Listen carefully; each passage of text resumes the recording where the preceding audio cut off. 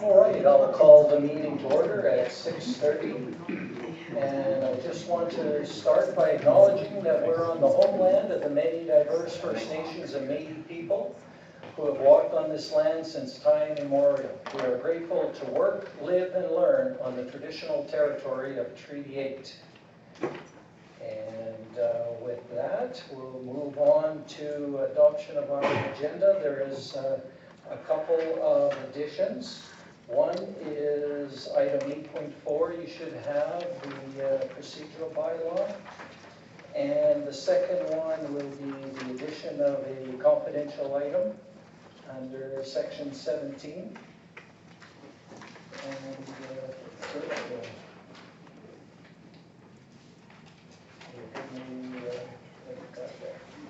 Section 17, disclosure of harmful information to personal privacy is the reason for the confidential appointment. Wow, big crowd tonight. It's wonderful to see. I got a feeling we might be running a little bit late if we hear from everybody, but let's start with an adoption of the agenda with those changes.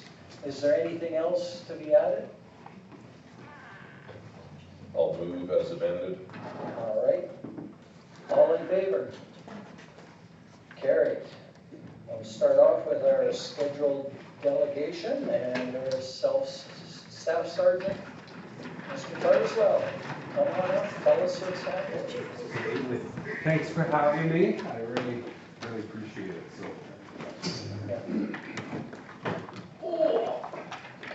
Good evening, everyone. Just in June, I think it was the end of May, end of May, start of June, I sent out our fourth quarter stats. And I'm hoping everybody has a copy of those and has had a chance to go over those. And if there are certainly any questions, I will field what I can. The big one for me that I really noticed since last year is our total criminal code. Everything is down. Our trend, which is really nice, is heading downward. The only one that has gone up over this past year is property crime. And that's, unfortunately, is being in the right place at the right time. So we proactively been out a lot more. The guys have really taken some ownership of all the communities in the area, and they're getting out and doing a lot of proactive work. So that is up, unfortunately, but our persons crimes were down. And this is it's the fourth quarter, but it's January to March 2021 to 2022. Our persons crimes are down almost 40%, so for me that's a big one, the persons crimes. Criminal code, others down 44%. Even our motor vehicle collisions, traffic criminal code, provincial criminal, everything is trending down. So I'm really happy with how things are starting to go. We're moving out of COVID now. And from the RCMP, we're definitely trending in the right direction. So really happy with that. As for the detachment, we are just about a full establishment. We do have some new recruits in town and they're doing fantastic. We are short a few members. We're still trying to fill a few corporal spots. Our FOST corporal, he's transferred out. So we're looking to fill that spot. We have another corporal spot as well. Our ops NCO, Brent Lawson, he's transferred to Grand Prairie, so we're trying to fill that one as well. So the unfortunate part, and it's kind of the nature of the beast with the RCMP, is everybody there's mass exodus and then mass entrance, but they never overlap. So we're running about 50% of supervisors, but we got a pretty good crew in the membership. They don't do a whole lot of supervision. They're doing great work, so I'm really happy with that. So yeah, as for the detachment, that's kind of how we're looking. All right, are you ready for some questions? Fire away. Okay.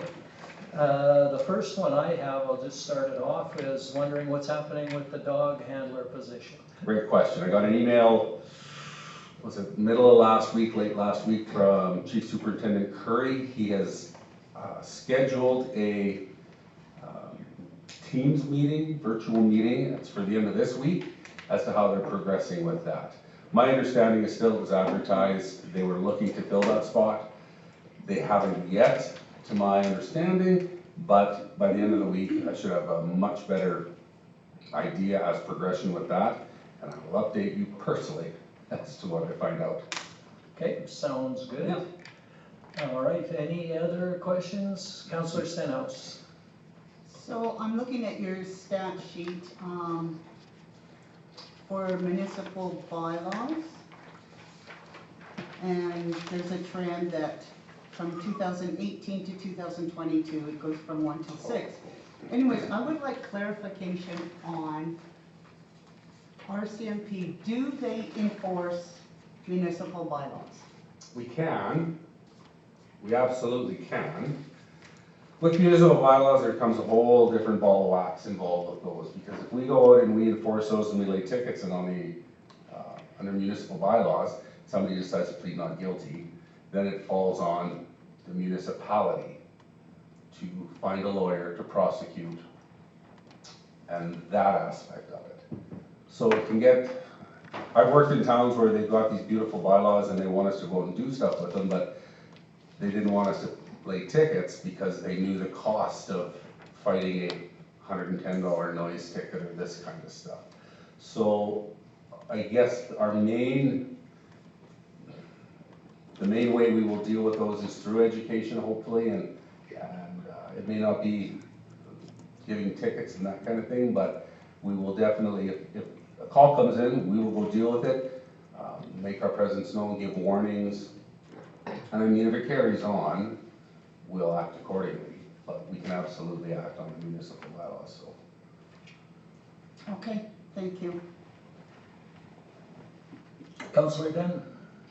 I'm just wondering, in terms of the property crimes and stuff, if there's anything like strategically that you guys can do. Well, we Not do that you need to share it. Yeah, no, we have something that's called crime mapping, and they lay out, we've got a beautiful map that kind of pinpoints hot spots and all this kind of stuff. So what we do try to trigger on are the hot spots. Usually when we trigger the hot spots on the move. It's been hit so much that they're starting to get heated up. So really it's just trying to get ahead of them a bit. Again, the proactive patrols, the getting out there. I remember a time when I used to tell people, you know, bolt it to the ground if you can. Nowadays that doesn't even help. You know, I don't know what to tell people. Rural communities, rural areas, I've seen little communal rural crime watch groups, and everybody's on these WhatsApp groups and they kind of talk amongst themselves, and then, you know, somebody can call the police and we can go and do that. So we use a bit of the crime mapping. We try to, you know, just see where it's really hot at the time and try and just inundate that area. But criminals, they're not as dumb as we think. You know, they know where we're at, and they know when we work, and they know how far we are to get there, and you know, they're pretty savvy that way too. So really a lot of it is just right place, right time, so. So that, I guess that's because I've been approached by an individual that has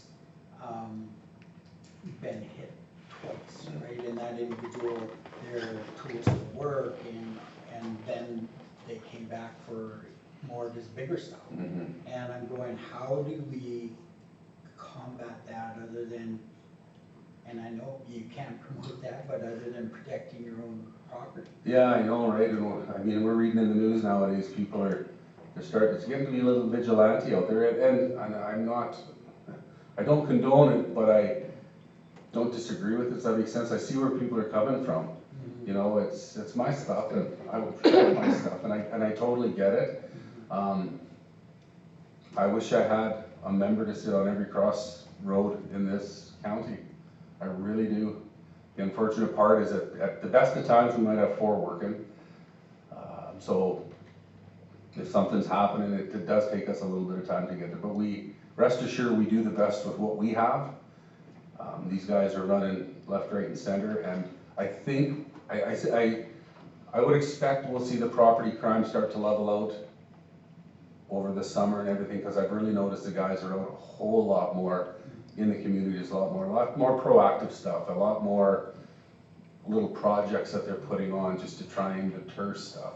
So we notice it, we recognize it, we're trying to figure the schedule out and do the best we can with the manpower we have. And again, like I said, we're short some supervision right now. A lot of new recruits, once we've got them off their officer coach, that's gonna be a couple more extra bodies out there, so knock on wood, we're gonna get there. Thank you. Actually, I have another one. I know there's been a lot of talk about citizens on patrol. Has that got off the ground? Not to my knowledge. Somebody actually asked me about that today, and Citizens on Patrol, it is a great program. It really is a great program. What happens with Citizens on Patrol, and this is at no fault of the members who are involved in it, is life gets in the way. You'll get 15, 20 people. It's kind of like, I refer to it like almost beer league hockey. You got 30 guys show up at the start of the year, you're struggling to get 6 to play each game.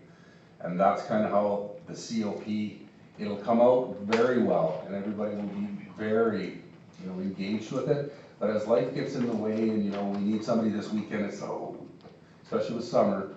But I would love to see it get up and running, and I talked to a lady today from the Friendship Center, and she had mentioned that, and I said, I'm gonna look into that a little bit and see if there's maybe some way we can get that back up and running, because extra eyes out there doesn't hurt at all. So, even if you have 2 people driving around at night and letting us know what's going on is a big help. So I'll definitely look into that, see if we can get it back up and running.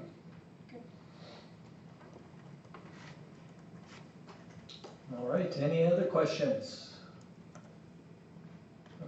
I don't see any. Oh, you guys let me off lucky every time. Jeez Louise. Well, we still want to know about the dog. Yes, You're not for off sure. the hook yet. There's also something I was in talking to Brian about last week, and it's a new program that's coming in, and it's actually pretty exciting.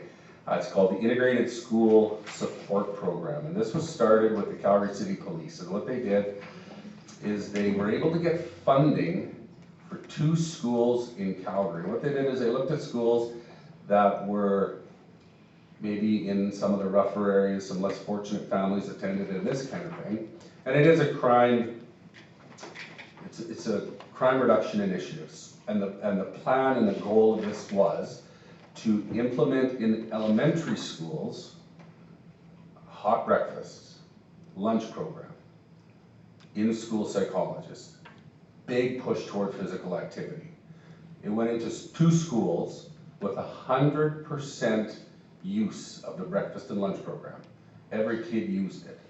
So you've got to sit and think how many of these kids were coming to school hungry. So they put this into play, and their big goal, it's going to be, I think to get true numbers, is going to take a while to get there, because what they're trying to do is help the kids succeed early so that they get the education they need, the psychology help they need, the mental help they need, the physical fitness that they need to succeed in school and move on.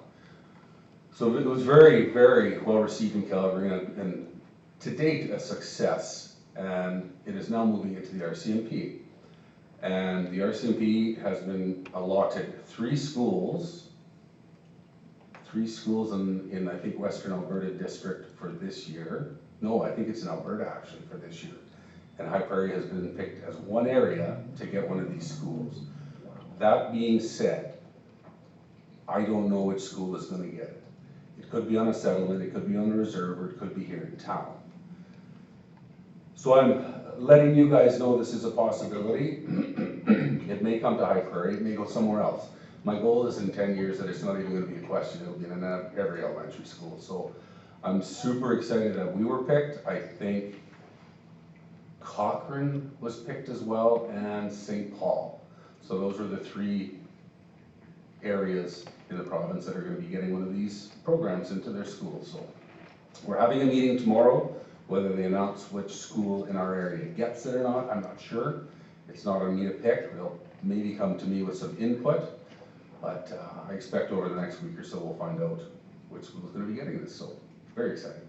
Yeah, that's wonderful news. So.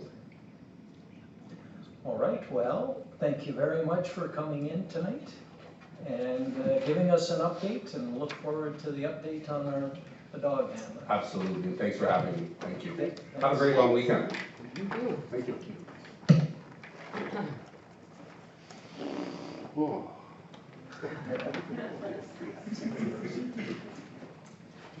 Our next scheduled delegation is Judy Johnson, but I don't see her in the crowd. No. Okay, so we will move on to the third scheduled delegation, which was Jerry Kruger, and I don't see him. Okay, so, yeah. So now we'll move on, which I think a lot of people might be here for, is the public delegation part of this. And just as a reminder that for public delegations, you're welcome to come up. We're limiting it to 5 minutes for the delegation for each person when they come up. Especially with this many in, we'll have to follow those timelines pretty tight if we have a lot of them coming up. So I will open the floor for anybody that would like to come up and talk with council or address council.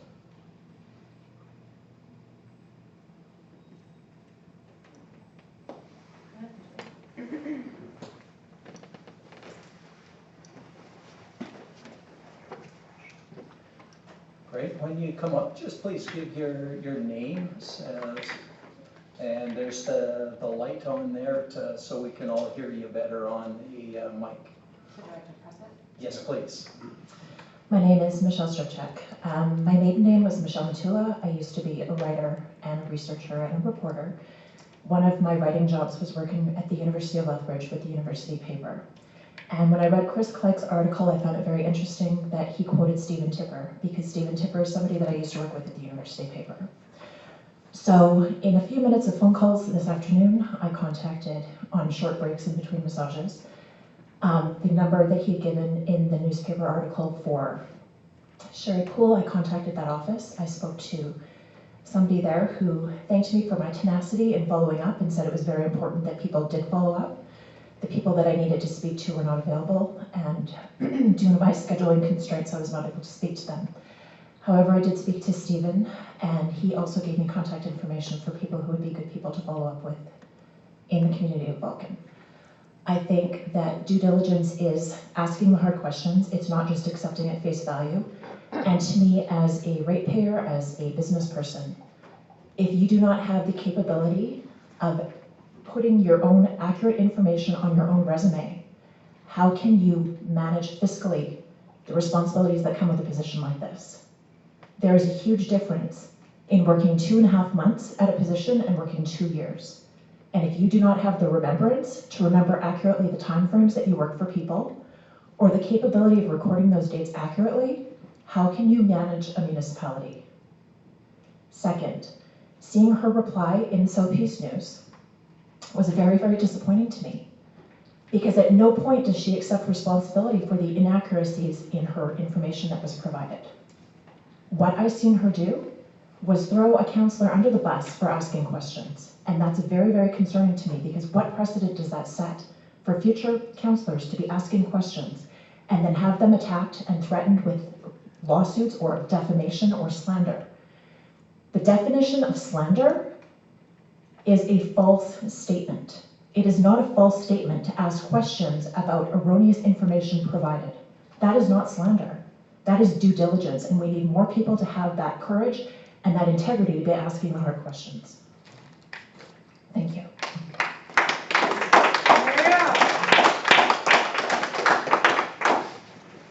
Okay, thank you.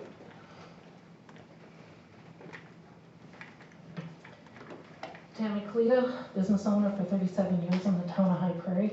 Last time I sat in these council chambers was because I felt like I was being thrown under the bus trying to do your guys' job when the mask mandates were put in. This time, I'm feeling like I'm having to school you again. I have looked at lots of resumes in my day, and according to Chris Clegg's article, which I believe he's been here more than the rest of us have, to have 3 conditions on a resume that did not make sense. If somebody came into my office to make signs and they couldn't recall how long they had actually worked at the last business, that would be my first red flag. Second red flags is padding the years on different things. Like he said, he found the businesses, he found the articles, and to have a year added on to them. it has nothing to do with anything other than integrity. And a CAO, Brian has had the integrity to step into this position, Martinson, and do this job. We trust and have faith in him. I would not have trust and faith in anybody who put a resume in front of me that had 3 errors in it. It would get tossed to the side immediately. And to go and look at references, it wouldn't even get to that point because I would look at what was already on it. I knew Sherry had only been here at the county for 2 months. So when she had wrote that she had been there 2 years, it was like, really? And then I'm reading her bio on the town website saying that she's got 20 years chief administration leadership. Now that can be misconstrued. She could be part of a group of leaders or she could be the CAO. I don't see anywhere in any of these documents published that showed that she was actually a CAO. So to me it's deceiving even on her bio on your website that says that she has 20 years experience as a chief administrative leadership. To me, I find that very deceptive.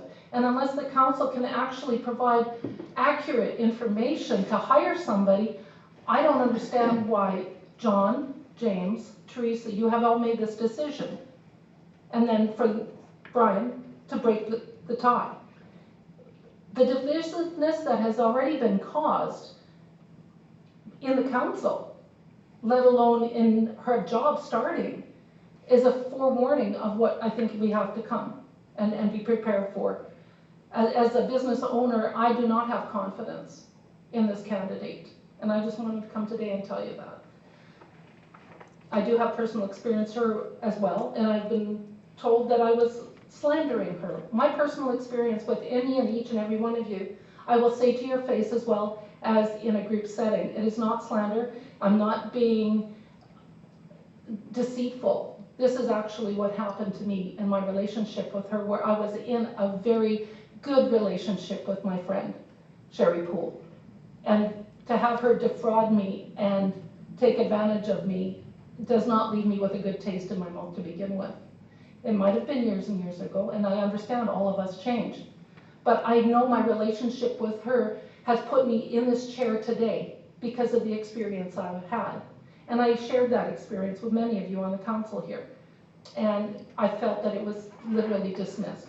So if you're going to take this delegation and dismiss us, then I have considerations for your capability of being elected. I've elected each one of you that's sitting at this table today. I have questions now of your capabilities of running this town. And I don't want to have that because I believe you were put in this position of authority for a reason. And that reason is to listen to your taxpayers. So thank you for listening to me. And I also want to mention, thank you for the RCMP member that was here because that's another reason why I was going to come and talk to you guys tonight. The amount of thefts on corporate businesses in the community is through the roof. We have got pictures of the assailants. We have got pictures on cameras, and we still have no conduct from the RCMP. 5 times Dennis Hazen has been hit. He has been completely cleaned out. We have taken pictures to the police on the video cameras, and still nothing is being done. How are we going to attract business to this community if you cannot feel safe? Reimer has posted a picture of the young man on Facebook. It's the same man that's hitting Dennis Hazen's. I go behind the building, behind the post office, the apartment building, because Dennis gets a phone call saying the wagon that was used to clean out his property is behind that apartment building. I pull in, and I'm BSing with the guys a little bit, saying I'd like to buy that wagon. Oh yeah, we'll sell it to you for $10. Lady shouts down from the upper floor, says, no, it's not his, he can't sell it to you, but I'll send Jake Bouchard down, he owns it. He comes down, he sells it to me for $20. And he's the guy that's robbing everything. And why are our RCMP not doing anything if we got pictures, names, and confessions? I don't understand. So my point is I would like to see our town put a little bit more pressure on the RCMP to say, how are we going to attract businesses if they're cleaning them all out? And we're giving you the evidence you need. And he's right. The idea of vigilante justice is coming. It's going to come a lot sooner than anybody thinks. Thank you for your time.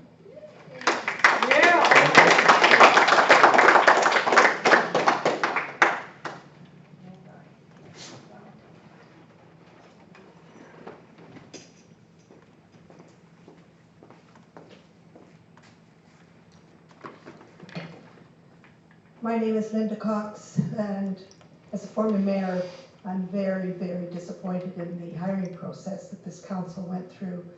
I understand that there were 2 application rounds, that the first one was closed with no suitable candidate being chosen.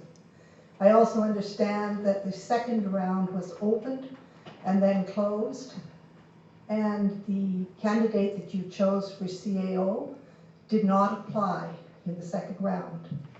That the application was taken from the first round and placed in for consideration on the second round.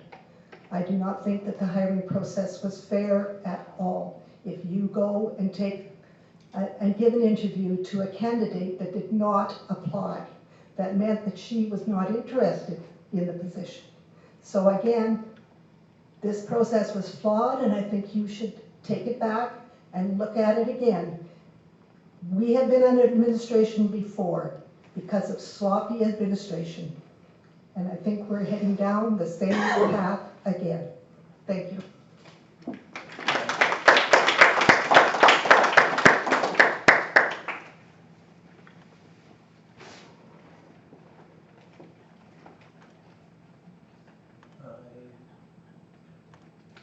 see Judy's joined us. Are you here as you wanted to speak as the scheduled delegation? Yeah. Yeah. Yeah. Yeah, we'll finish off if there's any more public ones, but we'll come back to you because we went by, but we will finish up with you. But if there's any more public delegations, now would be the time. I think it would be, if it's already said, you can take them back. Yeah, we definitely, I think we've heard the message, and I see the support that's coming for that message also. I'll come back because I didn't use my 5 minutes. Sasha, I do have a question for you that I meant to ask you. In Sherry's rebuttal, she alleges that you used your position and your authority as a councillor in gathering information. When I called Vulcan today, I didn't need to use any authority other than saying I was a citizen in town. Did you at any time use your position or your authority as a councillor of High Prairie? Did you use your name at any point in acquiring the information that you did? Sasha Martins, councillor of High Prairie, called nobody. So no, the answer to your question is no. Okay, the second question I have for you is, in the article she alleges that you had applied for this position and that your vision or your decision making was blurred because you were basically running for the same position. What can you say to that? I most certainly did apply in a completely separate competition, and I was not part of the hiring process, interview process, nothing. I sat out. It wasn't in the first round, it was in the second. Okay. And I just wanted to declare, this is the first time I'm meeting Sasha. I've never met her before. I have never met Sherry Poole. I'm a completely neutral person in this. However, when I'm reading the articles and I'm asking simple questions, to me, if things don't add up, I ask more questions. And if they don't add up, I ask more questions. And I did a Facebook post based on that post. I tagged almost every single one of you that I could. I think the only person I couldn't was Therese, because I think I spelled your name wrong. I think I put an A. But I didn't get a reply from anybody except John Dunn. However, I did have people call me personally at home and leave me messages and express their concern that they were not able to attend, but about the amount of corruption that's happening in town. And it is very concerning because I believe that we have a great town. I think we have a great community, and I would like to stay that way. And I believe that our leadership that we have is very important in making sure that that happens. So I want to ensure that we have the best decision making and the best people to lead our community. Thank you. Yep.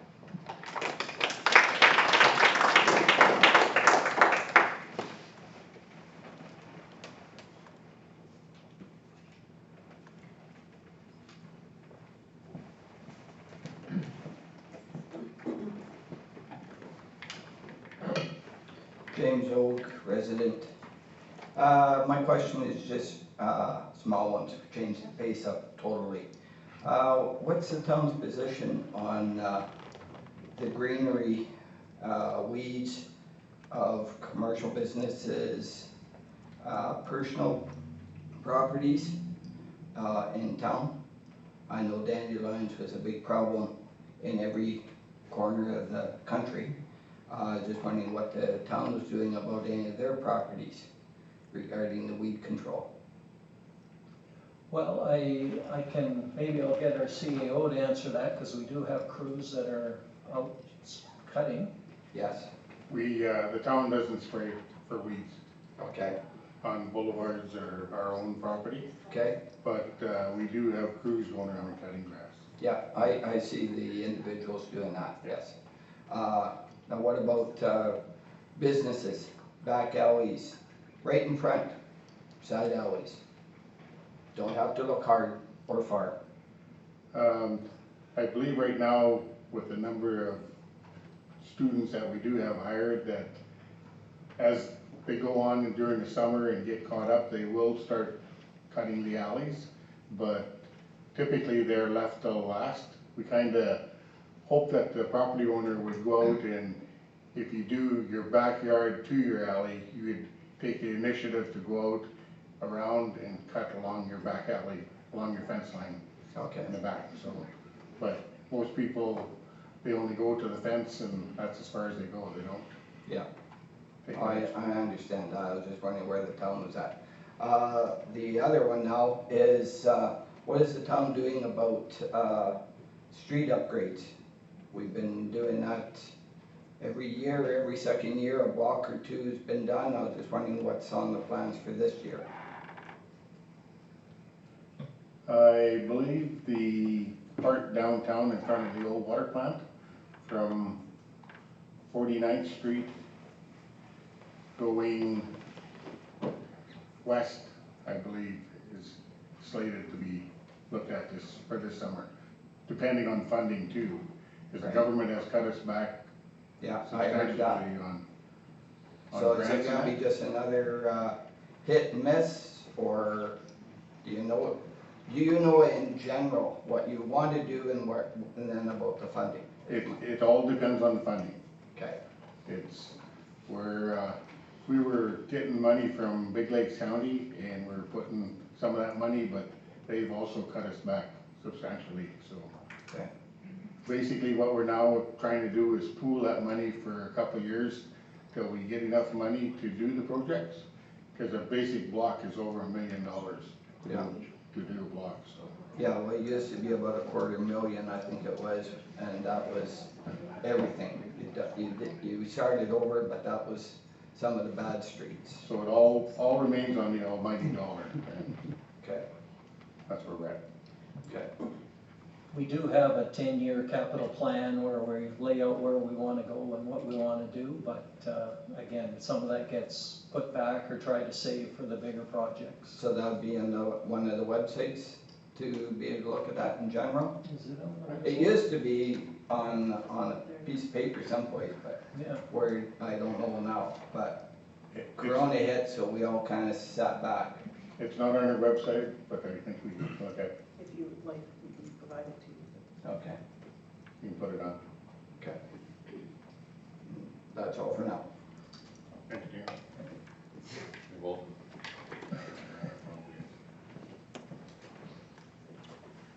Could I ask a question from here? I'm not good with going up and doing that.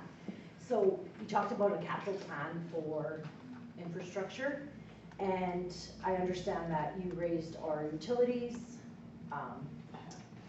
So that extra amount raised by everybody goes into a slush fund that pays for infrastructure. Is that part of the plan? Is that extra money? Yes.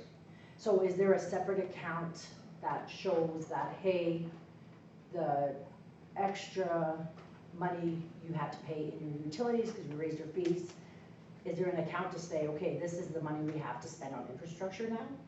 Like, where is that money going? Like, is it just being held on to until we have enough to do a street? Like, that's, You want to answer that, Rita?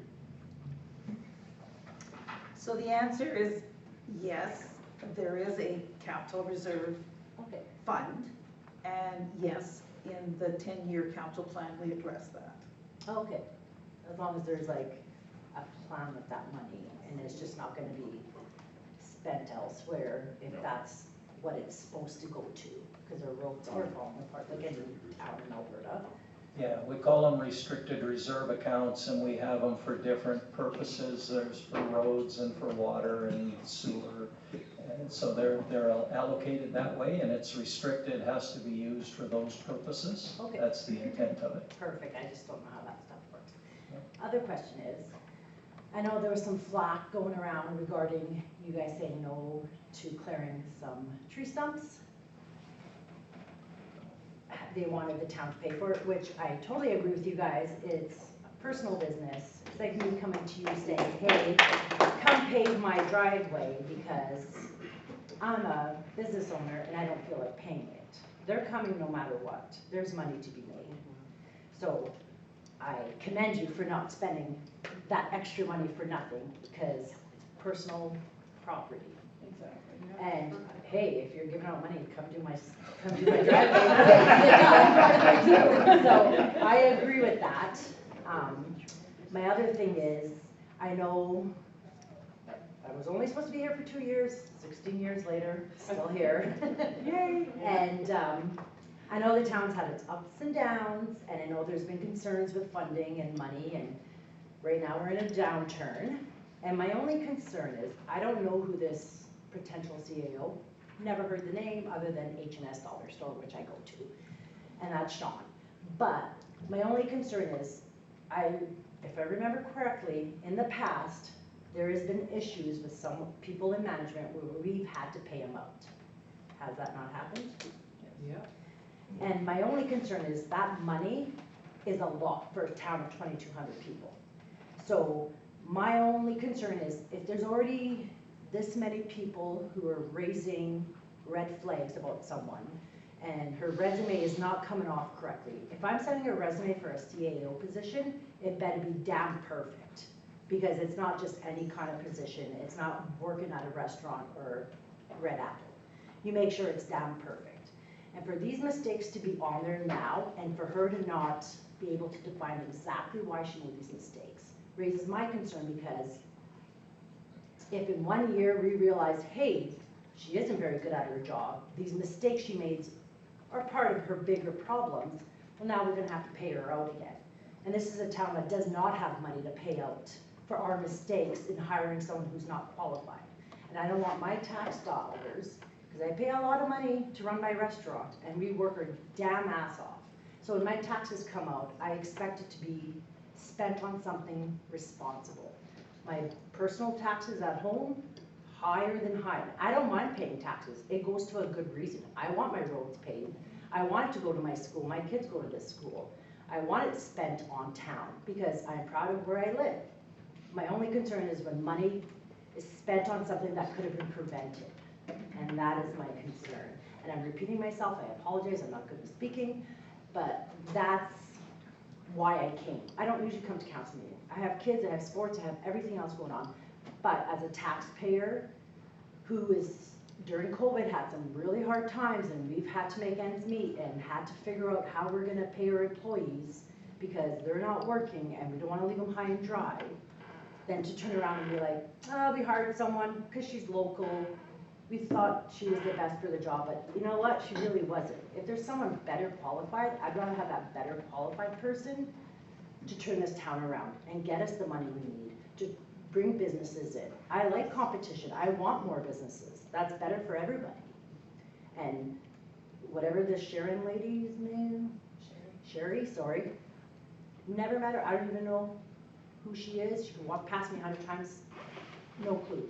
But my only concern is it the right person for the job? Or are we thinking, hey, small town, High Prairie, let's hire someone local, let's hope for the best. Hoping for the best is not smart when our town is already financially unstable.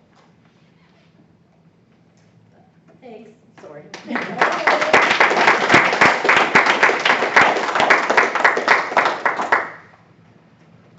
Oh, sorry, no hard feelings. I like all of you guys. I serve coffee and lunch all the time, and so. No, thank you. We always like to have the feedback, whether it's good or bad. I'm going to come back up to represent other people who weren't able to be here and ask some of the questions that they had, since other people aren't addressing those. First, I'm going to say, as a person, I typically go on Google and I do regular searches of myself. If you go on my LinkedIn, you'll see that my LinkedIn matches up with the Google search you do. So you will find that I've been a massage therapist for 23 years. You'll find the different organizations I've been involved with. You will find media traces. You will find articles on me. You will find different websites that I have been attached to. When I have done searches on Sherry Poole, and granted I just have limited time today, very little came up. I could not find an active LinkedIn page. I could not find active places. So if she has done everything that people are claiming she's done in the last 10 years, there should be media traces, there should be media trails, there should be reports of these things coming out saying this economic development officer did this, and they should be attached to these different news stories. I'm not seeing that. That's a concern. Second, I'm not sure what the contract is, but typically in contracts, if there's misrepresentation of facts or misrepresentation of a person's skill set or what their capabilities are, there should be a clause in the contract, and I would suggest that you talk to your lawyers about that to determine what that is. Because if they were hired based on faulty information or erroneous information or fraudulent information, that should null and void the contract, and that should make any severance package not payable. So I would strongly encourage you to look into the legal counsel into those aspects. My third issue that was addressed for me to bring to here was typically if somebody is coming into a position with limited experience, they are typically hired at the lower end of the grade scale. With this contract, what was the scale? I know that you've got to have a gradient of, I believe it's 6 positions. What was the grade that this person was going to be hired at to start? Can anybody speak to that? Was it level 1? No, I'm just, is that private or is that, yeah. I'm just, I'm not, there is the range, and I will say that it was in the range, but for confidentiality of her, I don't want to disclose it at this time. Was it the starting range? Was it a person with 0 experience in leadership? I'm not going to say. That answers the question, doesn't it? So that is also concerning. If we are hiring people when we are in an unstable financial situation, I can tell you that my job security in the last 2 years has dropped significantly with COVID. I think most people in this room have also experienced the same, unless they're in a government position. And so to be starting somebody in a top position with a higher than entry position wage, where they do not have the experience to warrant that, that's also a concern. We need to be fiscally responsible. We need to be responsible not just to this generation that's paying the taxes right now, but also the coming generations, because the decisions that are made today impact every generation to come. Thank you.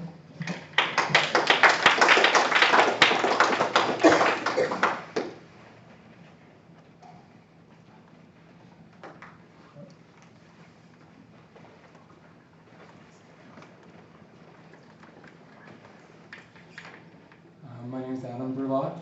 Yeah, thank you. Sorry. My name's Adam Brulot. This is the first time I've come to a town council meeting, but with obviously the issue that we're hearing hugely this evening, I feel it was very important for me to come and state I had been in hotel management for many years, and at one point I was needing to hire a supervisor, and the HR of the hotel had scanned all the resumes and brought them forward and planned the interviews. I went and sat down at the interview with the HR manager, and I'm the department manager. I asked if I could see the resume. I took a one look at it, and I knew right away on it there was something fraudulent. With the individual sitting right there, I asked some of the questions that I needed to, tried to get him to divulge the information, and I called him out on it and said, look, this is not correct, and here's why I know it's not correct. And he didn't have anything to say, and I told him, I said it's illegal and it's fraudulent to be misrepresenting this on a resume. And I dismissed it, and I said, you will not be hired for this position, because that is, if I'm a manager of a department and I'm hiring and looking for a supervisor, I need someone that I can trust to be me in my absence when I'm not there. And if I can't trust that you're going to be honest on your resume, I can't trust that you're going to be okay and make the right decisions when I am not here in this position. Secondly, I hear the conversation as well here this evening, And I feel it important to mention that I've also been directly involved in hotels where people have been placed in, where I've been in the position where I was going to be advanced, and they had decided against me to put someone else in with no experience whatsoever because they wanted to go with someone completely local or familiar or whatever it may be, which ended up going very, very badly, and the bank having to try to foreclose on the establishment and everything. So there's all those types of things to consider as well, that when you plop someone in and it's not the right individual or they don't have the experience and it's a huge amount of money involved, and they're responsible for finances, well, I've been placed in that direct position and seen banks basically have to almost foreclose on an establishment. So I thought those two points are very important to voice as well this evening. So thank you. Thank you.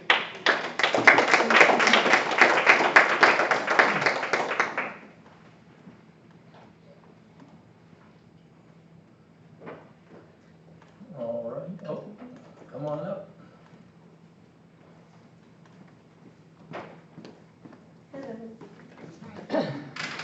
So I was just gathered some quotes in the last little bit. Sure, maybe you can start with your name. Oh, sorry. Yeah. Sheila, I'm a taxpayer in town. So I just wanted to, I gathered some quotes of the residents, taxpayers in town, and I just wrote them down, and I wanted to share what they're saying in our community. Someone wrote, "This is alarming, council. Why are you dismissing big red flags on such an important hiring decision? Why?" Someone wrote, It makes no sense, John, Teresa, James, and Mayor. You are elected to be the voice of the people. Look around this room. We are asking you to do the right thing for our community." We wrote the motion on June 14th to hire the CAO. Someone also said, "This is the wrong person for our town. Everyone else sees it except council. How do you justify this hire? What is the compensation package? With so many red flags, this is unacceptable." Another person wrote, how can council make such a big decision for a town and its citizens without taking the count and will of the people? After all, the CAO is being paid by and serves the people. Someone else said to me,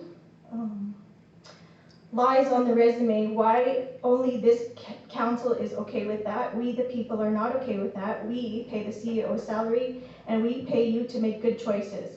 If you are unable or unwilling to make good choices for the ratepayers, please step down. John, Teresa, James, Mayor, you are not listening to the people." That's what someone else said to me. I just wanted to relay some of the quotes from community residents, taxpayers in this town.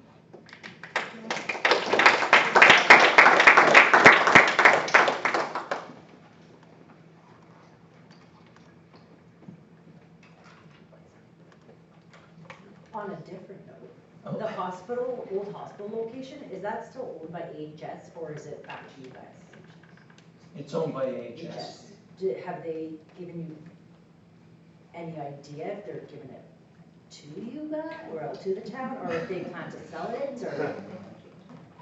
Yeah, I can. Yeah, we have offered to take it off their hands and they have said no. But we haven't given up on that. I know they're hoping to make some money back on their investment to take all of that down. It cost them a lot of money. They're hoping to be able to sell and recoup some of those costs. And that would be wonderful if they can and find somebody that wants to develop something there. That would be fantastic. So we'll wait and see if they can, and if they haven't, we put our offer back out there and said, you know, if it's not working for you, we would look at taking it over. How about we just lease it for $1 a year and make it into a nice green space? Well, and yeah, they want us to do all of the maintenance and grass cutting on it, and that's a big cost, and at this point we're saying, no, you guys can keep that. Yeah, I just thought it'd be a perfect, because it's got the infrastructure underneath, like piping and stuff. Not anymore. Okay, never mind then.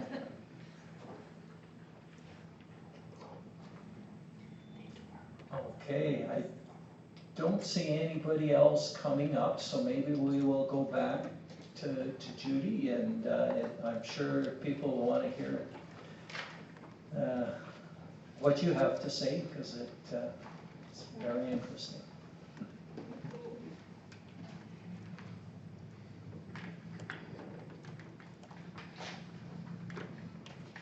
So I'm Judy Johnston, and I used to be the office manager for the High Prairie Medical Clinic with Dr. Lockman.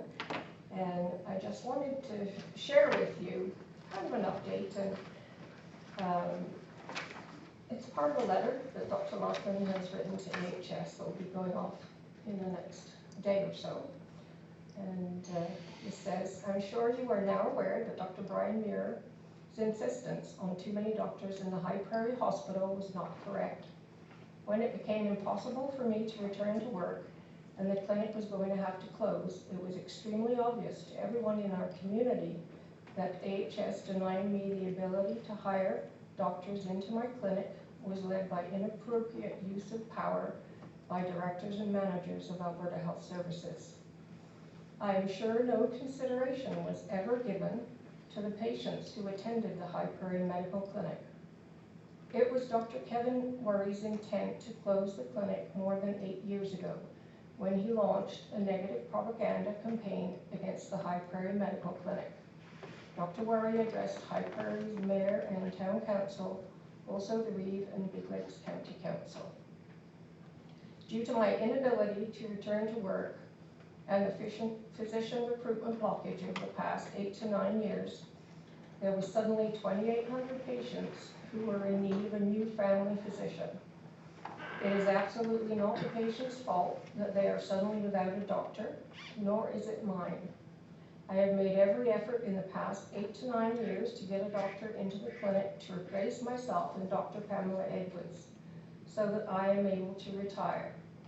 And I have been thwarted at every turn. The patients of the High Prairie Medical Clinic are the ones who have been penalized by AHS's persecution of myself and Dr. Edwards. It has been painfully obvious since I have been unable to return to work that High Prairie is drastically short of doctors in the Community Health and Wellness Clinic. I have always enjoyed a large percentage, 65%, of First Nations and Métis as my patients, and I am angry and upset that I was forced by AHS to close my clinic. AHS are meant to provide health services to our community, not reduce them. I had many patients who were victims of abuse in residential schools, and I feel that AHS has caused these patients to feel or be victimized yet again. AHS' own code of conduct and ethics states that decisions are to be made in the best interest of the patients.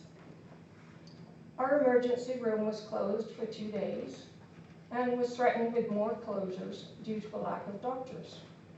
The doctors who work at the Community Health and Wellness Clinic were unable to assist even a quarter of my patients.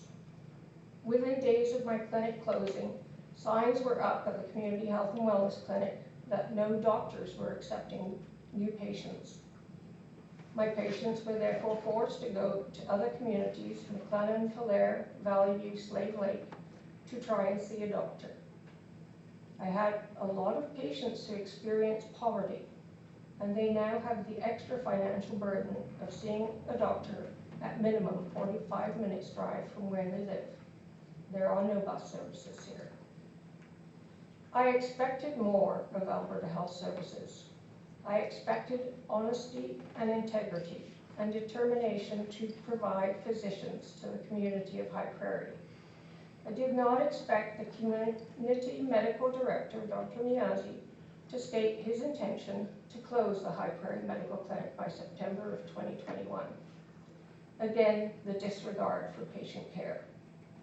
I truly hope that this type of political game of survivor is not allowed again, that no medical clinic in Alberta will be persecuted purely because a director in AHS has the power to do so.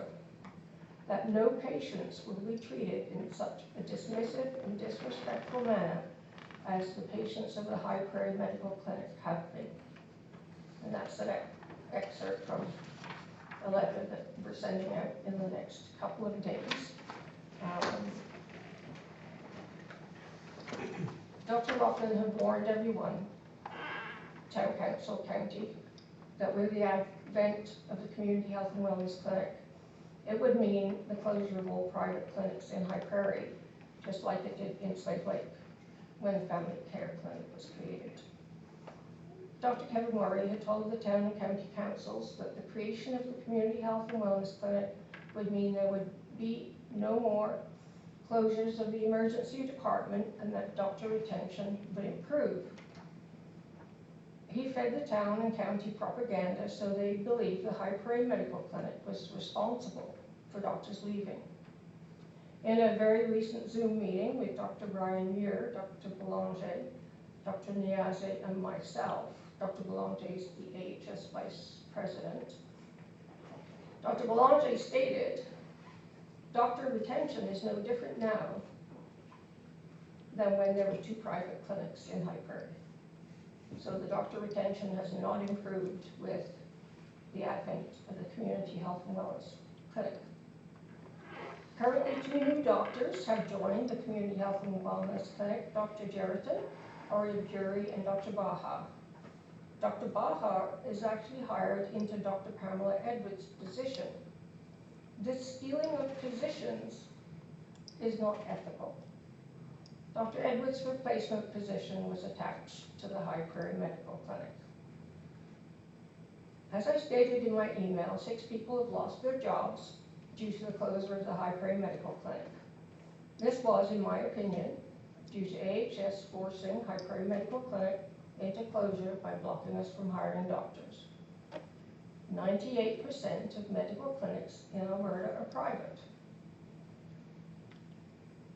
If the town council do nothing and allow AHS to block doctors coming to town and having their own clinic, the community has lost the potential for more jobs. Why are people so against for-profit medical clinics? Dr. Laughlin and Edwards ran a private clinic that hired many people over the years. They supported local sports. They donated locally. They provided the first riding helmets to kids in the 4-H Horse Club, and many other things. AHS has always advertised that doctors applying to High Prairie could open their own clinic if they so wished. There was nothing in the documentation for the advert for a doctor to state that if the doctor did that, he would not be able to work at the High Prairie Hospital. RX Drugs came to High Prairie Medical Clinic's rescue with a clinic that they created within 2 months when High Prairie Medical Clinic was faced with no place to go when the old hospital closed. The space they created is specifically for medical clinic, extra plumbing, extra sinks, a lot went into that. It will be impossible for RX Drugs to employ doctors if AHS is allowed to continue blocking new doctors from being part of the High Prairie doctor team. There is room for 2 more doctors here at least in this community. I don't think many people were here when Dr. Kevin Morris stated in a town meeting that 11 doctors were needed for this community. All the doctors that we have right now will not be here 100% of the time. There's vacation and sick leave, as was found out when the High Prairie Medical Clinic closed. We had 2 doctors away and there was not enough doctors to run a walk-in clinic, and they had to close the emergency room twice. Dr. Osa is building a house in Edmonton. I anticipate that he will probably leave. May not be right. And another doctor is at the end of his contract and could choose to leave as well. I have printed out here an email from recruitment And I just wanted to point out, because AHS has always been here saying we don't hire for private clinics. Well, they're correct, they don't hire, but they assist private clinics in hiring. And I have an email from here from their recruiter, which was to us, about Dr. Al Nastiri. And this is how they used to work with us. It was just wanted to let you and Dr. Loughlin know that I am frantically making arrangements to get Dr. Al Nastiri in Whiteport to start his assessment as per the CPSA direction. Since he's now decided to bring his family, I've hit a major snag trying to find him housing for the 3-month period. I have tried almost all hotels to get a suite, and we'll put feelers out. If you have any suggestions, please give me a call. I'll keep you posted on my search. We've emailed the site manager, community medical director in Whiteport, and see if they have any inside leads. Keep your fingers crossed that I find a place. So we have a lot of cooperation. And the AHS will tell you in 2015, rules changed. Well, in 2015, the only thing that changed was the College of Physicians and Surgeons handed over their portion of recruitment. And their portion was where they said who could go into what community. So AHS took that over. No other rules or regulations were changed, except if you were the High Prairie Medical Clinic. And so really, I'm here, I guess I'm asking that the council will perhaps be able to approach AHS and find out, can doctors come in to a private clinic? Can they come in and open up their own private clinic? There's one sitting and waiting.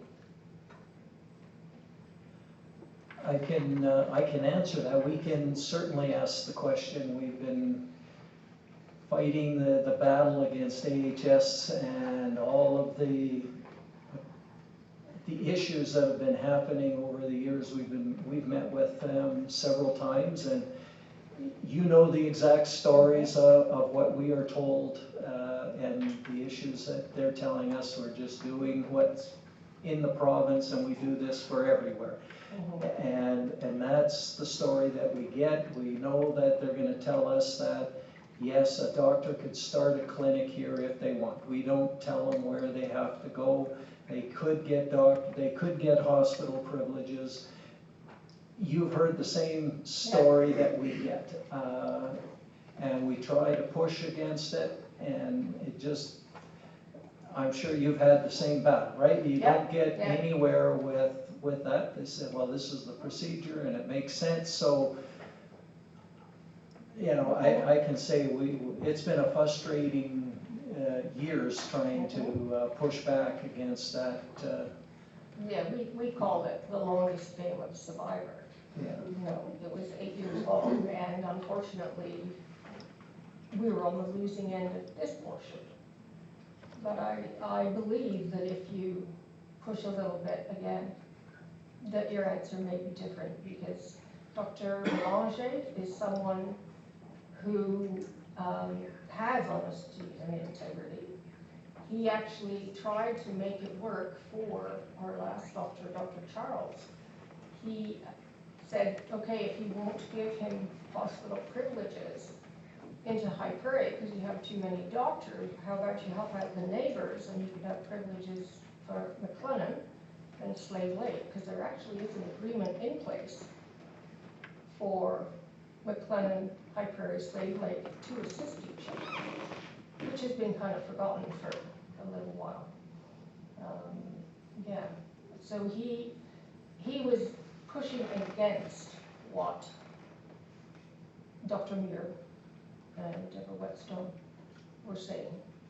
Well, and that's a good new name, because we have not talked to Dr. Belanger. We've talked to Dr. Muir, and we've talked to others there, but Dr. Belanger is somebody that we could try. We've tried talking to the minister and those things, and the minister said, well, that's AHS, that's not really me, and it's... And it's not on behalf of Dr. Loughlin, and it's not on behalf of me, it's kind of on behalf of our extras in the community. It was so nice to have that clinic in the center of town to give people choices. And we always could fit people in, same day. You know, we always kept 6 appointments going. Could be a walk-in clinic. AHS could take it over, make it a walk-in clinic or something like that. But it's a space that I'm pretty sure our Express doesn't want to have to destroy and turn back into drugstore. And has the potential for hiring, so.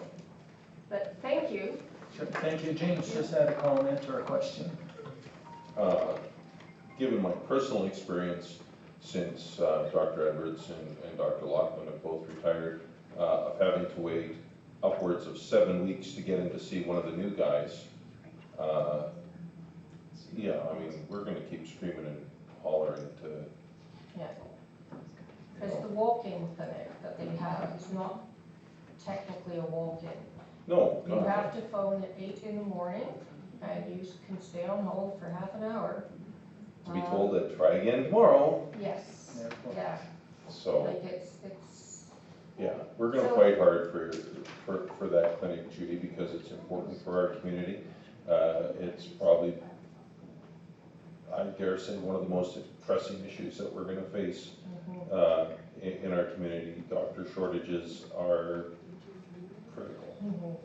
And we had 9 turned away because we had too many doctors here. You know, and 2 of them were females. Like it just makes my blood boil. Yeah, no, I don't know. How many female doctors do we have in the hospital right now? We only have Brenda Jenkins, nurse practitioner. So we don't have an actual full-time female doctor? We Well, have- that's just wrong. We have a potential. Dr. Jerriton, his wife, she is a doctor, but she has to get her Canadian certification. So I'm anticipating that within a year. And I know when they first looked at High Prairie, they had thought it would be nice to run that clinic that Dr. Lockman had as a couple. Well, Dr. Jerriton was the doctor that I was able to finally get in to see, and I can tell you that he's a wonderful doctor, and he's very busy. Yeah. Yeah. So, He's the new Dr. Lockman, like we joked with him. He says, every single one of my patients seems to be from Dr. Lockman. I said, yeah, and there's more coming. Yeah, they actually have probably 700 people that have not assigned themselves yet to a doctor anywhere. So, well, but how busier is, how much more busy is the emergency room? How much is that costing AHS? oh, Because the emergency room, for all intents and purposes, is turned into a drop-in clinic. yeah. Oh, and it's phenomenal, the expense there. It's at least triple what you would pay to be seen in a clinic. Well, maybe armed with this new information and this new name, we can maybe beat some sense into somebody at AHS. Thanks for coming, Judy, really appreciate it. Keep us updated on everything.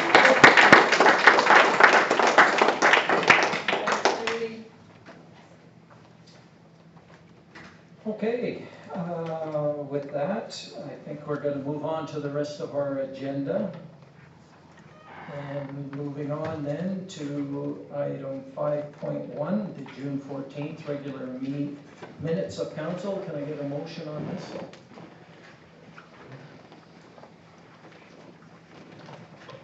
Councillor Dunn? The council approved the minutes from the June 14th, 2022 regular meeting of council as presented. Okay, Councillor Stenhouse has a question, comment on the minutes? Actually, my question is, I had pointed out some errors in our audited financials. Have they been corrected? Yes. The one that you mentioned Yes. has been corrected. So will we get a copy of the correct audited financial? Yes.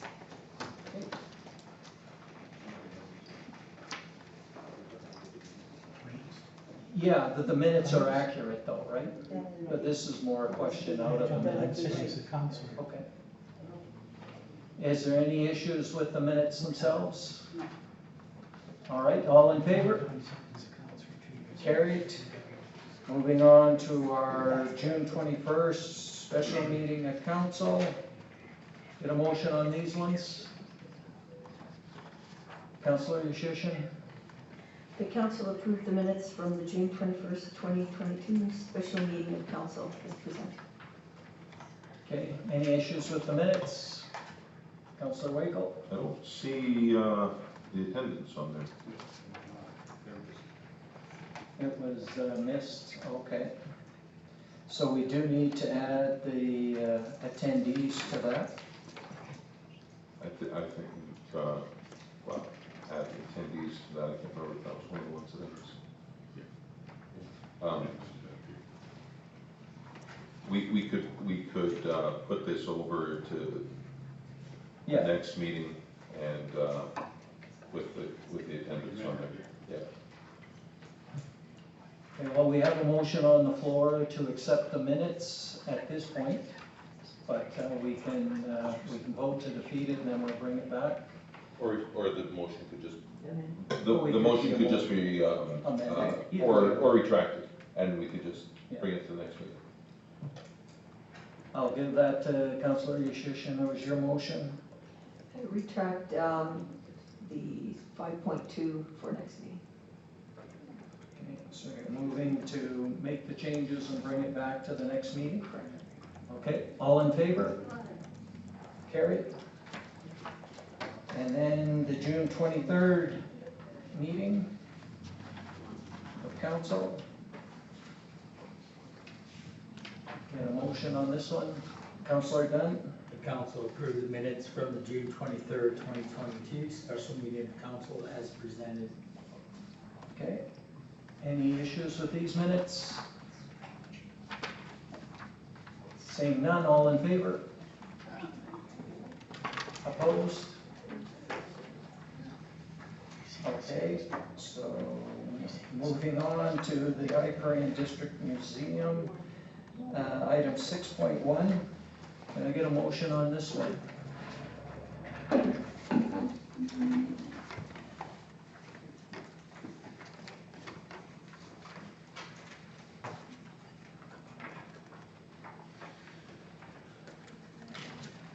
I'll make that motion. Okay, Councillor Waco? I'll make the motion that council receive the revised RFP for Highbury District Museum, estimate cost update as information. Okay. So just so that I'm clear, when we're receiving it for information, it basically means that we are accepting our previous motion and we would support the them getting a grant and us sharing the costs on the improvements. That's what this motion is saying. Okay? Everybody understands that? All right, any discussion on this one? Councillor Daneka? I'm not exactly sure how the museum becomes treated different than the library in terms of the tenant agreement. Personally, I thought it was the same as the library. The town was responsible for the exterior and the museum was responsible for the interior. But according to this, it's the museum's responsible for everything.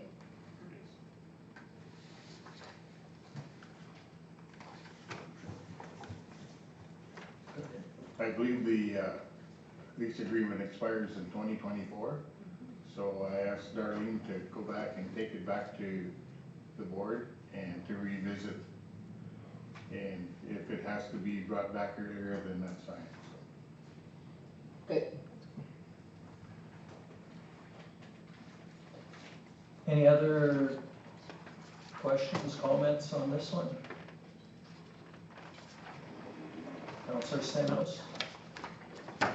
So we are still agreeing to the amount of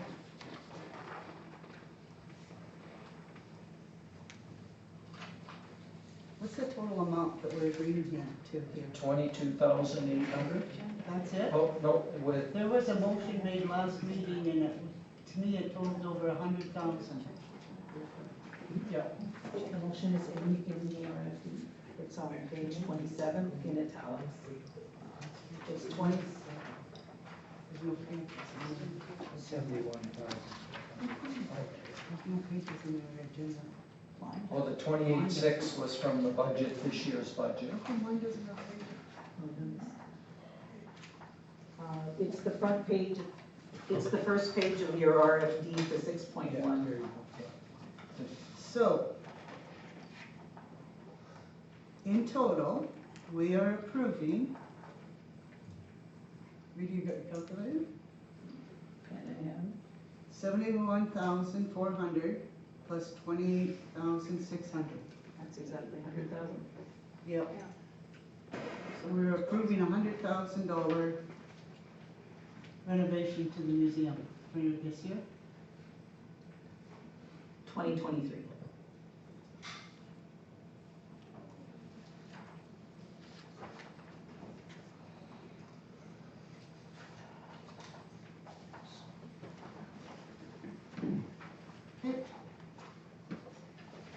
And I think I can say that the thinking there when we approved this last time was that it was our building, and we need to maintain the building, was the thinking. But at that time, we didn't know about the lease agreement and putting that on the museum board that was there, so that's why it's coming back.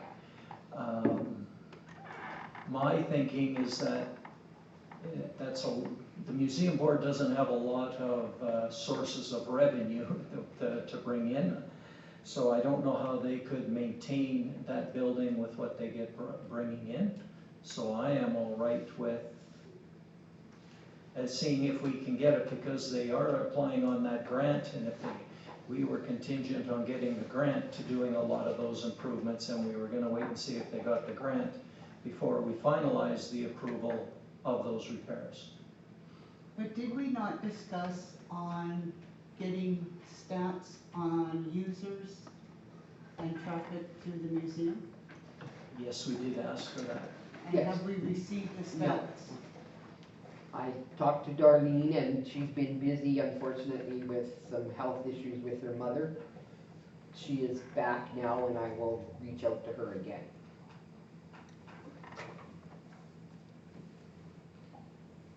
Again, with this one, we were saying, okay, we're approving it now so they can go ahead with the grant application, because they needed to be able to have the full amount to try and get half of it covered.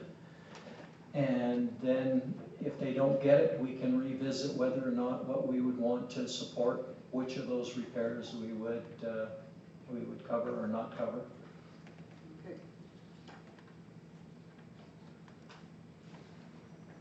Okay, no other questions or comments on it? The motion basically is to let that other motion stand. All in favor? Opposed? It passes. Move on to item 6.2, the Tulco walking trails. Councillor Dunn? The council approves the Public Works Department to construct approximately 2,200 linear feet of walking trails, with the town's portion to be taken from the roads budget. All right, Councillor Martins? So is the additional 1,100 feet exactly the same amount, 50,000, that's coming out of the roads budget? Because that's the only thing I didn't see in here, what the amount is from our coffers. The roads budget already shows the salaries not in there, so basically it's a wash, I guess, is what you can call it as per council. Because employees, salaries have already been looked after in there, so it'd be the wear and tear, I guess, on the machinery and fuel. But Councillor Martins is asking, is the value of the manpower and the equipment stuff is approximately $50,000 too, right? That's what you were asking. Right, I mean, yes, it comes out of it's our personnel, however, that could have been allocated for some other, they could be doing other things. I'm just curious, right, are we taking away? No, that's why Are they just? in my report, I put that the construction wasn't gonna start till sometime in August, because they were finishing up with the tarring, and our long-term staff, the ones that can run the paver and that, are going on holidays, and it's manpower also. But we figured that with the value of the amount of linear feet that we're gonna improve and create out there, by doubling it, it's like a matching grant, basically, what I see it as. Yeah, no, when I saw this, I love the idea of a larger walking trail, I love that. I just didn't know where we were getting resources and what that was diverting from. So what is not getting done in that place, right? Nothing. We're still maintaining. I think the mayor had went out with Public Works and I did actual visual of. Yes, and I can say that the trails, especially along the dike, are really overgrown. Like instead of the trail being 4 feet wide, it's now about 1.5 feet, and everything's growing over. It needs a lot of growing, lots of improvements on it. It's really changed in the last little while. Red willows coming in? There's parts of it that have willows growing up through the trails, absolutely. The part that's along the dike isn't as much, it's just been overgrown with grass and everything else, and some weeds. The thistle seems to come up through the asphalt also, like it's. Concrete is dirt. I just let council know that the Public Works crew are working with Tim Stokes, who's our ground maintenance supervisor out here. And Tim and his son both have their applicator's license, so right now they're contacting government agencies and seeing what they can spray and what they can't spray out there. So when we find out, we'll give council an update.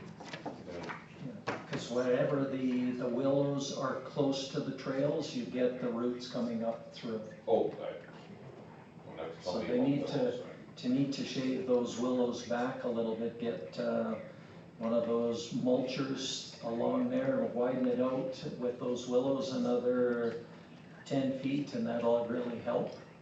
And when they're close, it looks great, but it sure wrecks the trails quickly.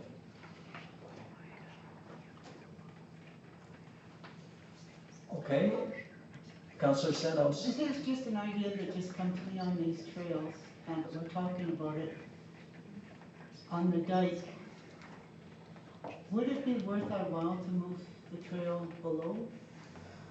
I know you'll lose the view, but for maintenance purposes and longevity?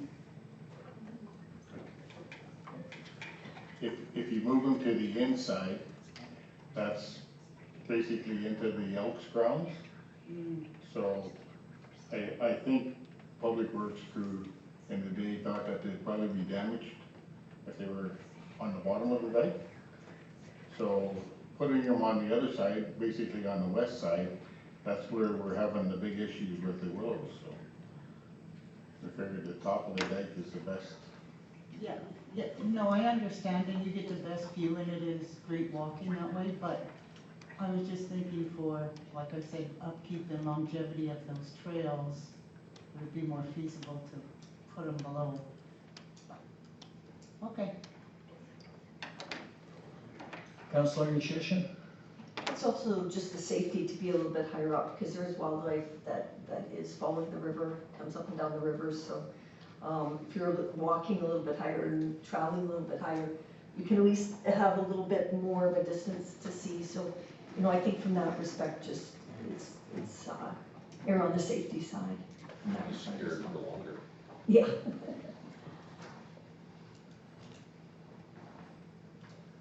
Okay, I don't see any other questions or comments. Oh, you have one more, Councillor Stenos. And as we all know, Topo did sponsor this. So is there some kind of maybe stamping of the trails or advertisement compliments of Toco Industries for the improvements? Yes, there is, yeah. What's that? Signage, right? Yeah, there is a sign, yeah. Would be kind of nice if we do some paint on there, on the trail. So if we, Oh, you mean paint on the trail? like, yeah. Oh, like, Like the Toco To- logo, thank you oh. logo. okay, sorry, I misunderstood, yeah. Yeah, we'd have to get their stencil to make sure it looked, you know, their font and their logo to make it look right, but yeah, you could look in and see if we can get that to put it down. Got that for- Okay, and nothing else? All right, we have the motion to approve Public Works Department to do an extra 1,100. All in favor? 1,100 feet? Yeah. Okay, moving on then to grass cutting on the boulevard, 6.3. I'll grab that. Councillor Stenhouse. The council amend the motion 17-22 to read, the town of High Ferry discontinue cutting grass on the boulevards in residential, commercial, and industrial districts. Okay, and we had talked before that we had, the motion previously was not clear, right? That was the issue, it just said we weren't gonna cut on boulevards, but we weren't clear if that was business. It was, oh, it just said residential, okay. So we said residential, and now we're adding in the commercial and industrial districts. What is the impact to our businesses and industries on that and some of that? I'm trying to, how much is that impacting some of them? And that also raises a lot of questions too. What part of the ditch do highways, it's La Prairie Group now, what part of that is their responsibility? Are you talking along Highway 2? Yes. And 749. 749. Oh, I don't know the answer for sure, I think I know it. The ditches aren't considered as boulevards. So the town would keep maintaining them.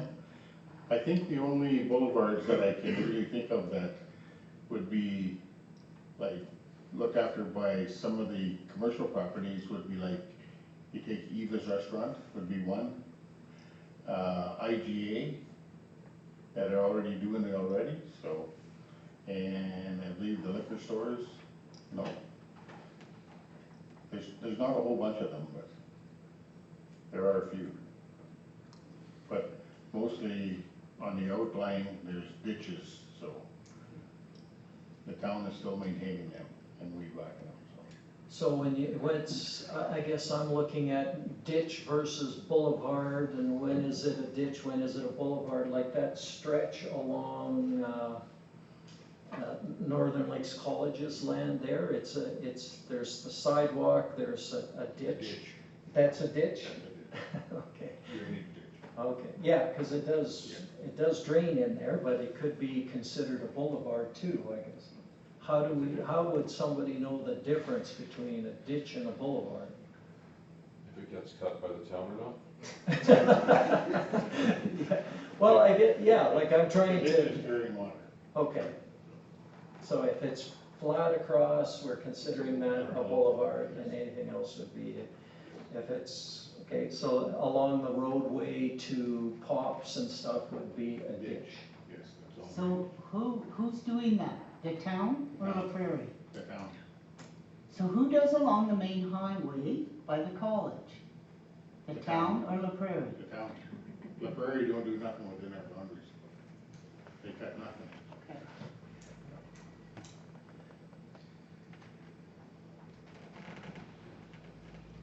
And along, when you think in front of the college, that's, it is a drain, like it comes down off the highway and then it drains out from there.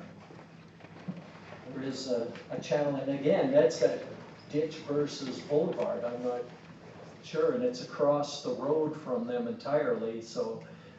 They still wouldn't cut it. They wouldn't cut it, yeah. So, just picture across from UFA, you know? The bulk station, there's a big chunk there. It slopes and it's flat. Who's gonna cut that?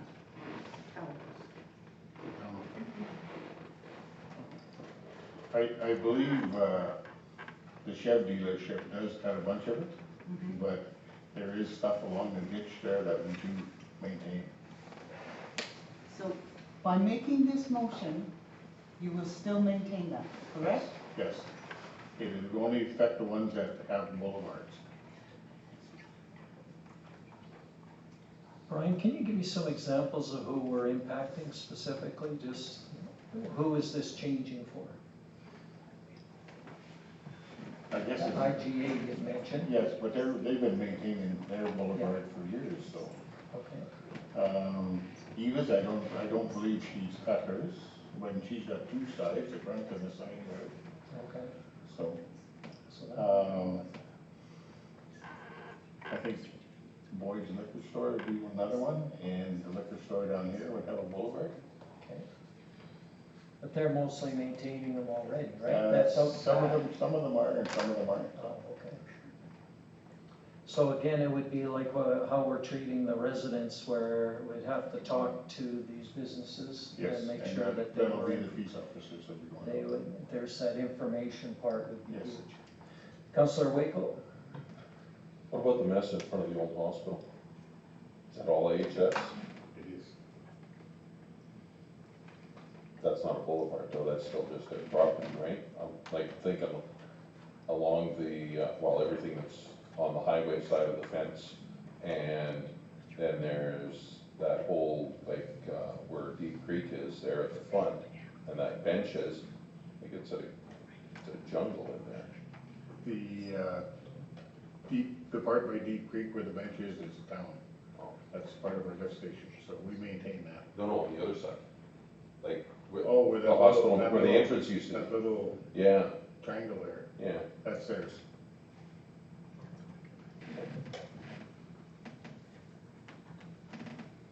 So, and they haven't been cutting it, have we been going to AHS to get I after them? don't believe the peace officers have. Oh, okay. So we should probably, well, that'll be part, if this passes, to get after them. Yeah. It'd be nice to get after them as opposed to cutting something versus them cutting our doctors all the time. Okay, any other questions or comments on this one? All right, we have a motion to discontinue cutting the grass in the boulevards for residential, commercial, and industrial areas. All in favor? It is carried. We'll move on to 6.4, meeting request for municipal affairs. Get a motion on this one? Okay. Councillor Tim. The council chooses to, as the hospital and the doctors in our community, and what Judy just presented, as discussion topic with Minister McIver.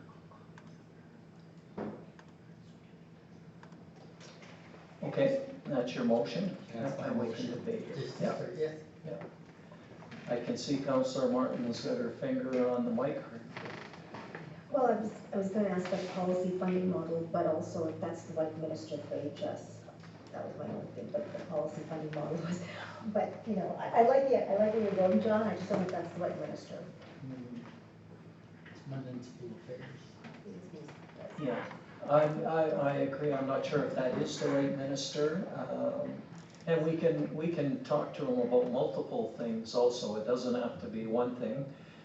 They wanted one or two things. just one that we get to talk 15 about? minutes, yeah. Yeah, 15 minutes goes fast. Yeah. I know I had, similar to Councillor Martin's, I had, sorry, what? Oh, okay.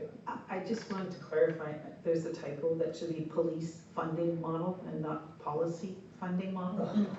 That's a big one, Rita. I want to talk about policies. Okay. Yeah, the other one that I had was the base funding for the local government fiscal framework. Try to push the government for more base dollars on that for municipalities. Keep pushing that. So there's a couple of items that, there's about 3 in there that we may not have time for.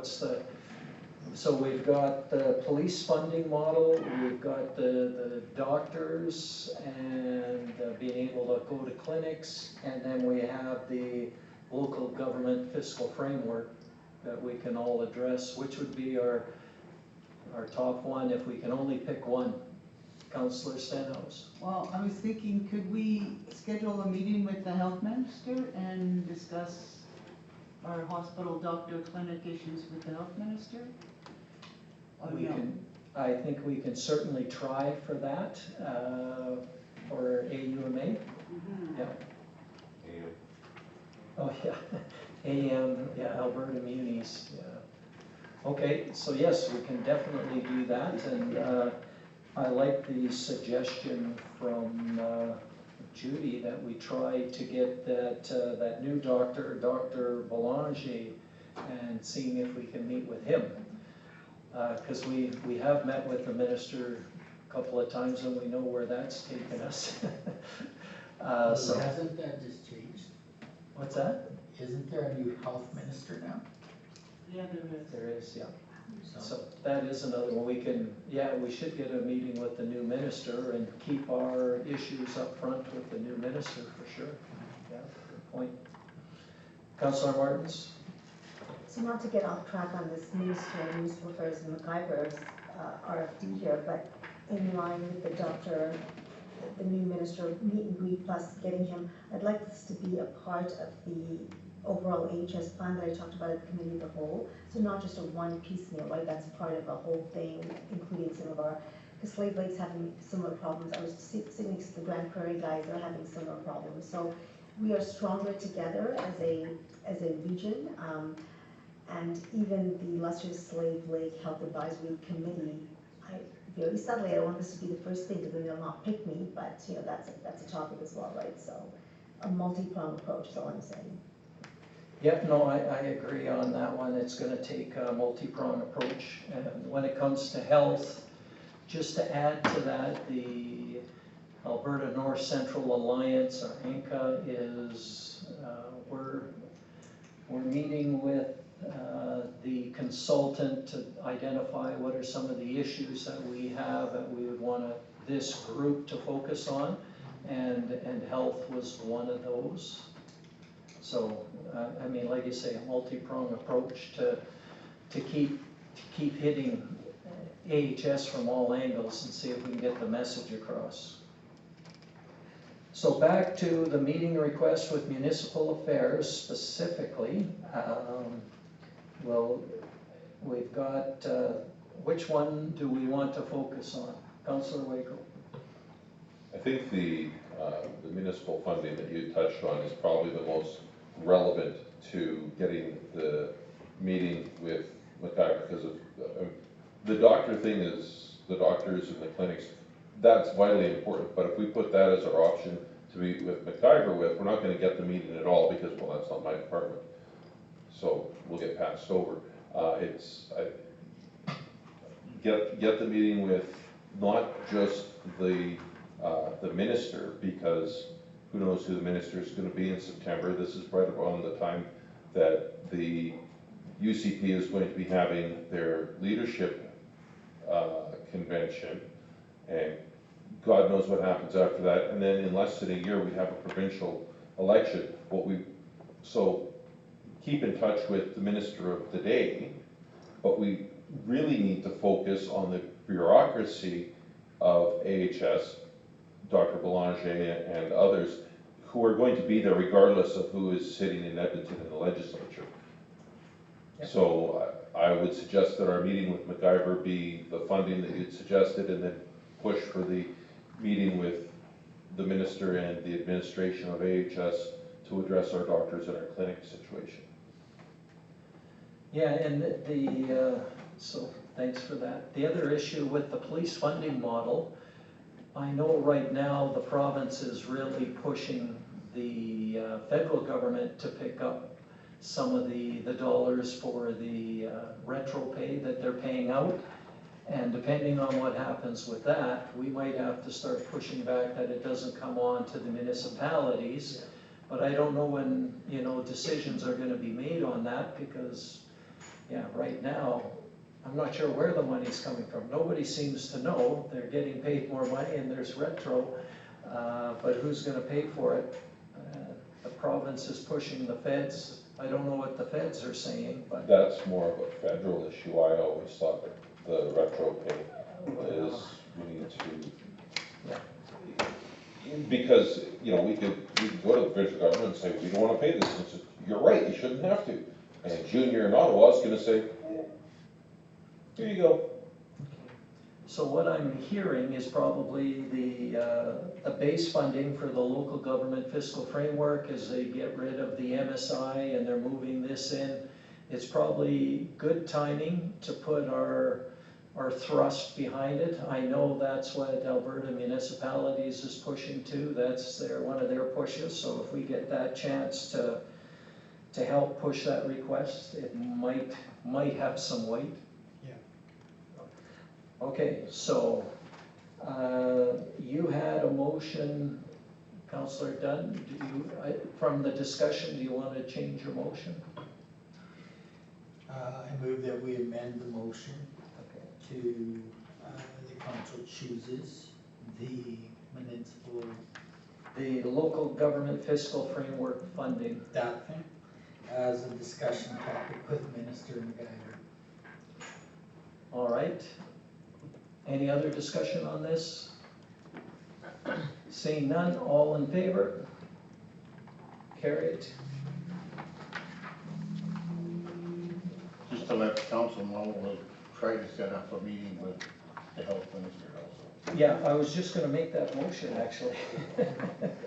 I was gonna make a motion that council directs administration to set up a meeting with the Minister of Health at the Alberta Munis Conference. See if we can get one. Councillor Waco. Can I add to that we should also have a meeting with the NDP health critic at some point as well, to put our issue in front of, I'm assuming it's still Sarah Hoffman,